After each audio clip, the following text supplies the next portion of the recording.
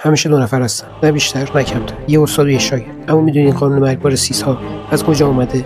هزاران سال قبل از امپراتوری سیس‌های که ارتش عظیم بود، 10 لرد سیس قدرتمند که هر کدوم دنبال قدرت بیشتر بود. اما بزرگترین دشمنشون جدایی‌ها نبودن، بلکه خودشون بودن. اونها اونقدر به هم خیانت کردن و برای قدرت جنگیدن که در نهایت نسل خودشون رو به مرز انقراض کشوندن. تنها یک نفر از این جنگ داخلی جون سالم به در برد، یک چیز قدرتمند و باهوش به اسم دارث بین.